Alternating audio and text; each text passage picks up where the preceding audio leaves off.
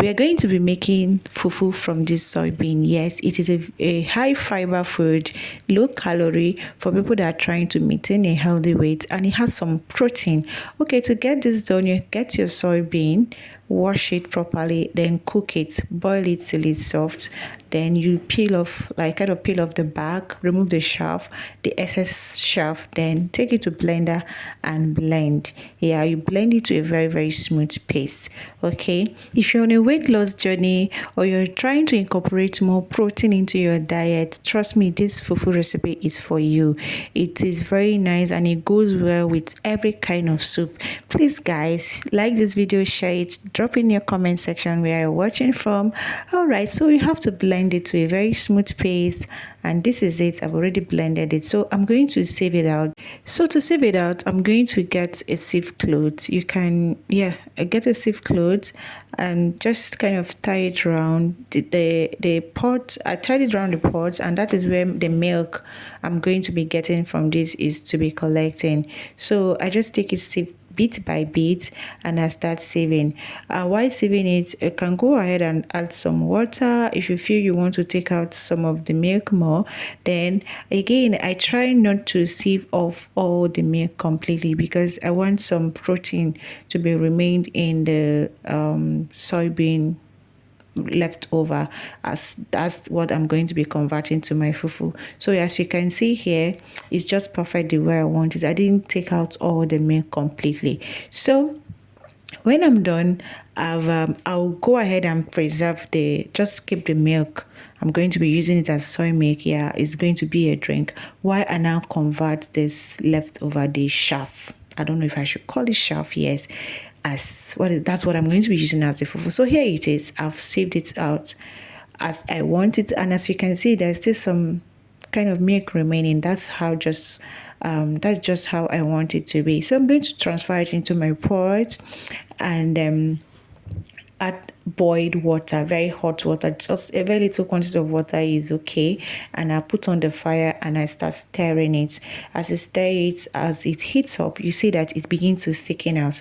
Okay, now to get it to kind of bind together, I'm using garri. This is a half cup of garri that I blended, so I'll just add it bit by bit. I'm not going to add everything at once. So I blend the garri, so it will be very smooth. Everything will just be smooth as my soybean fufu is already. So I'll add it bit by bit and I keep stirring it. So when I see that it is almost like kind of getting done, I add the remaining garri and I still kind of stir it until it cooks. And at some point, if you like, you can add extra water and cover it, but because it's already very soft the way I want it, I didn't add extra water, so I just covered it and let it to cook more on a very low heat. And after like 5 minutes, I opened it up and I stirred it completely. Guys, this just the aroma, the milky flavor from this fufu is just giving it, trust me. Okay, here it is done and I'm going to serve it.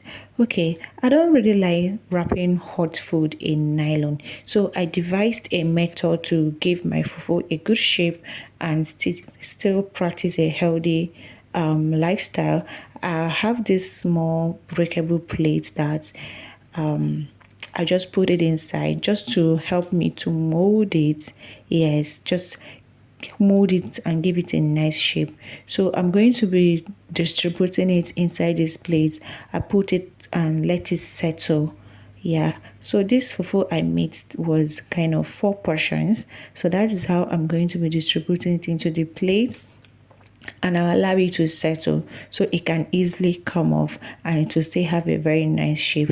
So here it is. Have distributed everything, and when I'm ready to eat, that is when I'm just going to, or maybe when it has cooled a little bit, I'll just bring it out from the plate. As you can see right now, I'll just gently kind of shake it a little bit so that it will loosen out from the bottom. And here it is. Our soybean fufu is ready. So nice, so delicious, and so healthy. It has a level of protein, it has high fiber and less calories. Eat healthy and stay healthy.